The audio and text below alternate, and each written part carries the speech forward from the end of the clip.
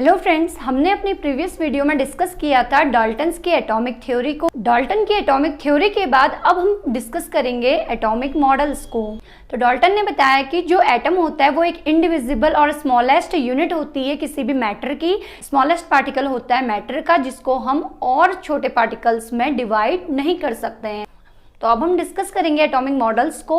तो atomic model की जो शुरुआत की थी सबसे पहले, वो बात की थी जे थॉमसन ने। तो सबसे पहले हम पढ़ेंगे थॉमसन्स एटॉमिक मॉडल, यानी कि थॉमसन का परमाणु मॉडल। तो डाल्टन्स के एटॉमिक थ्योरी को बेस मान के जे थॉमसन ने सबसे पहले 1897 में कैथोड रेज से इलेक्ट्रॉन्स की क्या की थी, डिस्कवरी की थी। और बाद में गोल्डस्टीन ने प्रोटॉन्स की डिस्कवरी की थी।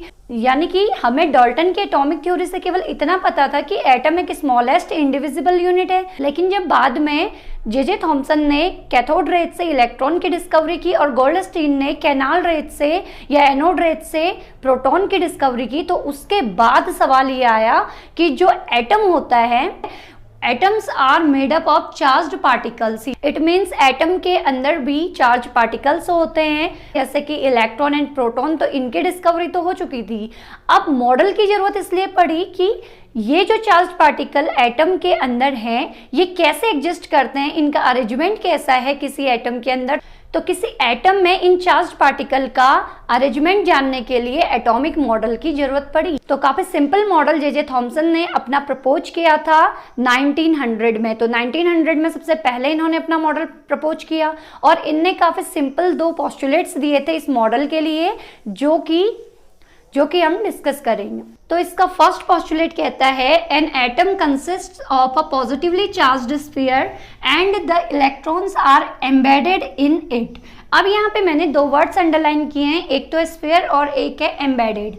यानी कि जो थॉमसन ने अपना एटॉमिक मॉडल दिया, तो उन्होंने ये कहा कि जो एटम होता है वो एक स्फीयर यानी कि एक गोला है जो पॉजिटिव चार्ज से मिलके बना है, और इसमें जो क्या होंगे, इलेक्ट्रॉन्स होंगे निगेटिवली चार्ज, वो इसमें एम्बेडेड होंगे, यानी कि वो इसमें क्या होंगे, धसे होंगे। यहाँ पे मैंने थॉमसन का एटॉमिक मॉडल बनाया हुआ है। तो ये कहता है कि एटम जो है एक पॉजिटिवली चार्ज्ड स्फीयर है। तो ये एक स्फीयर है जिसमें हमने पॉजिटिव चार्ज को शो किया हुआ है।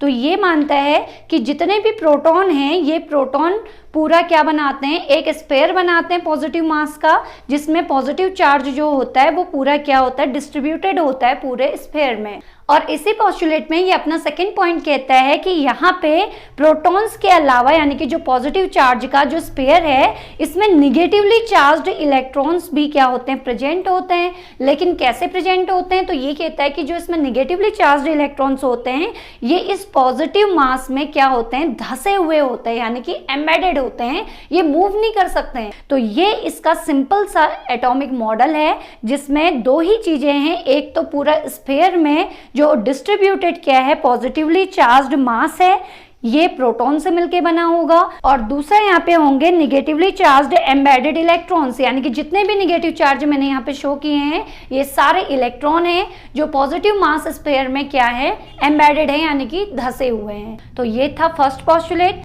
अब देखते हैं हम इसका second postulate and last postulate. तो ये कहता है कि the negative and positive charges are equal in magnitude, so the atom as a whole is electrically neutral. That means जो एटम है वो केवल दो ही चार्ज पार्टिकल से मिलके बना है, प्रोटॉन एंड इलेक्ट्रॉन। तो प्रोटॉन और इलेक्ट्रॉन जो होंगे, कह रहा है प्रोटॉन यहाँ पे पॉजिटिवली चार्ज्ड हैं और इलेक्ट्रॉन से यहाँ पे निगेटिवली चार्ज्ड हैं। तो अकॉर्डिंग टू थॉमसन कि जो इलेक्ट्रॉन और प्रोटॉन होंगे वो इक्वल होंगे मैग्नीट्यूड्स में, यानी कि वो इक्वल नंबर में प्रेजेंट होंगे किसी भी एटम में। और अगर इनका मैग्नीट्यूड इक्वल होगा तो कि ये एक दूसरे के चार्ज को न्यूट्रलाइज कर देते हैं, तो होल एटम जो हो जाएगा वो क्या हो जाएगा, न्यूट्रल हो जाएगा। तो ये थे थॉमसन के दो सिंपल पोस्टुलेट्स। अब थॉमसन ने अपने एटॉमिक मॉडल को कंपेयर किया था, एक तो वाटरमेलन से और दूसरा प्लम पुडिंग से। तो हम भी यहाँ पे थॉमसन के एटॉमिक मॉडल को कंपेयर करेंगे किससे, प्लम पुडिंग एंड वाटरमेलन से। तो इसीलिए इस मॉडल को प्लम पुडिंग और वाटरमेलन मॉडल भी कहते हैं। तो यहाँ पे देखिए, ये है वाटरमेलन, एक काटा हुआ तरबूज। तो तरबूज कैसा होता है, तो ये इसका आउटर पार्ट है, तो ये बीच से कटा हुआ तरबूज है, तो ये इसका क्या हो जाएगा, रेड पार्ट हो जाएगा, जिसको हम खाते हैं, जो एडिबल पार्ट होता है। तो ये रेड एडिबल रेड पार्ट है किसका, वाटरमेलन का। और जो ये व्हाइट व्हाइट से मैंने यहाँ पे बनाए हैं, ये इसके क्या है, सीड्स से हैं, यानी कि इसके बीज हैं। जो यहाँ पे एडिबल रेड पार्ट है, इसको कंपेयर किया गया है थॉमसन के पॉजिटिवली चार्ज्ड मास से। तो ये जो पॉजिटिवली चार्ज्ड मास है पूरे एटम में जो डिस्ट्रीब्यूटेड है, तो वो ये रेड पार्ट है जो पूरे वाटरमेलन में फैला हुआ है, जिसको हम खाते हैं। और जो एम्बेडेड यहाँ पे धसे हुए जो इलेक्ट्रॉन्स हैं, उनकी कंपेयर की गई है सीड्स यानी कि वाटरमेलन के बीज से। तो इसके जो सीड्स होंगे वो टोटली इस रेड एडिबल पार्ट में क्या होंगे, एम्बेडेड होंगे, धसे होंगे। जैसे कि इलेक्ट्रॉन पॉजिटिव मास में धसा है, ऐसे ही ये सीड्स भी इस रेड एडिबल मास में क्या होंगे, एम्बेडेड होंगे। तो दूसरा मॉडल यहाँ पे लिया गया था प्लम पुडिंग मॉडल। अब प्लम पुडिंग क्या होता है, प्लम पुडिंग एक डेजर्ट है, एक मिठाई है, जिसमें क्या होता है कि जो पूरा केक या जो मिठाई वाला पार्ट है उसको हम क्या कहते हैं, उसको हम पुडिंग कहते हैं। और जो उसके ऊपर रेजिन्स या फिर हम क्रीम वगैरह या फिर हम कहेंगे कि पिस्ते काजू वगैरह रख दें, तो वो क्या हो जाएंगे, प्लम हो जाएंगे।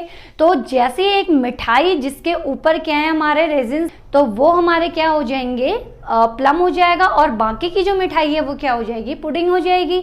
तो यहाँ पे भी क्या किया गया है, इसको कंपेयर किया गया है पॉजिटिवली चार्ज्ड मास से। तो ये इसका होल पार्ट बनाएगा पूरे एटम का। और यहाँ पे जो रेजिन्स होंगे इसके ऊपर, इसको हम कहेंगे प्लम, यानी कि इनको कंपेयर किया गया है निगेटिवली चार्ज्ड इलेक्ट्रॉन से। तो इनको माना गया है निगेटिवली चार्ज्ड इलेक्ट्रॉन, जो क्या होंगे, इस पुडिंग में क्या होंगे, एम्बेडेड होंगे, बिल्कुल इलेक्ट्रॉन की तरह। तो जैसे यहाँ पॉजिटिव मास में इलेक्ट्रॉन धसे हुए हैं, ऐसे ही यहाँ पूरी पॉजिटिवली चार्ज्ड मिठाई में इलेक्ट्रॉन्स क्या होंगे, धसे होंगे। लेकिन ये जो थॉमसन मॉडल है ये फर्स्ट एंड लास्ट नहीं, इसके बाद भी कई एटॉमिक मॉडल दिए गए जिनको हम सीक्वेंस में पढ़ेंगे आगे को, जैसे Rutherford model, Niels Bohr model, Sommerfeld model.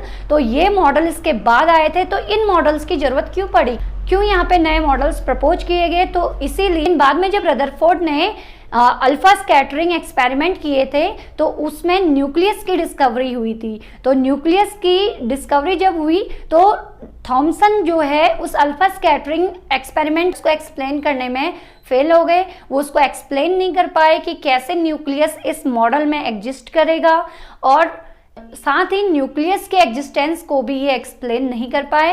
तो अब हम डिस्कस करते हैं इसके ड्रॉबैक्स को, क्योंकि अगर हम कोई भी एटॉमिक मॉडल पढ़ते हैं तो हमें उसके ड्रॉबैक्स भी जरूर पता होने चाहिए, क्योंकि जो नेक्स्ट एटॉमिक मॉडल आएंगे तो वो पहले इसके ड्रॉबैक्स को एक्सप्लेन करेंगे एंड देन अपनी थ्योरी को एक्सप्लेन करेंगे। तो अब हम डिस्कस करते हैं limitations of Thomson's atomic model. तो यहाँ पे मेनली 3 लिमिटेशंस आती हैं थॉमसन्स एटॉमिक मॉडल की, जो हम 1 बाय 1 यहाँ पे डिस्कस करेंगे। तो यहाँ पे फर्स्ट जो लिमिटेशन है वो सबसे इंपॉर्टेंट है, वो है स्टेबिलिटी ऑफ एटम। अगर हम कोई मॉडल प्रपोज कर रहे हैं और उसी एटॉमिक मॉडल के स्टेबिलिटी को हम नहीं बता पा रहे हैं, तो ये उसका सबसे बड़ा क्या माना जाएगा, ड्रॉबैक माना जाएगा। This model failed to explain how a positive charge holds the negatively charged electrons in an atom, क्योंकि थॉमसन ने कहा था कि जो टोटल स्फीयर है वो पॉजिटिवली चार्ज्ड मास से बना है।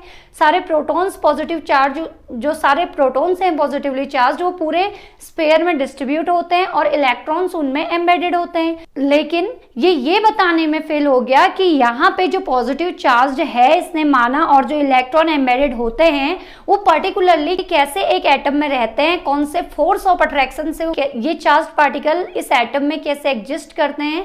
तो इनकी पर्टिकुलर पोजीशन को थॉमसन नहीं बता पाया था, और पॉजिटिव और नेगेटिव चार्ज के बीच लगने वाले फोर्स को एक्सप्लेन करने में थॉमसन क्या हो गया था, फेल हो गया था। तो ये पर्टिकुलरली किसी भी चार्ज पार्टिकल की पोजीशन को नहीं बता पाया, और साथ ही साथ ये पॉजिटिव और नेगेटिव चार्ज के बीच लगने वाले फोर्सेस ऑफ अट्रैक्शन की यहाँ पे कोई एक्सप्लेनेशन ये नहीं देता है। तो एटम यहाँ पे अनस्टेबल माना जाएगा, यानी कि एटम जो है उसकी स्टेबिलिटी ही यहाँ पे खत्म हो जाएगी। अब सेकंड क्या कहता है, this theory also failed to account for the position of the nucleus in an atom. जब बाद में रदरफोर्ड ने अल्फा स्कैटरिंग एक्सपेरिमेंट से न्यूक्लियस की डिस्कवरी की, तो बाद में इस एटॉमिक मॉडल में न्यूक्लियस की पोजीशन पे सवाल उठे। तो थॉमसन फिर से न्यूक्लियस की पोजीशन को फिक्स करने में, उसको डिफाइन करने में इस एटम में फेल हो गया। तो वो एक्सप्लेन नहीं कर पाया कि एक्चुअल में न्यूक्लियस कहाँ पे इस एटम में प्रेजेंट होगा, तो उसकी एक फिक्स पोजीशन को वो नहीं बता पाया, जिस वजह से ये थ्योरी क्या हो गई, फेल हो गई।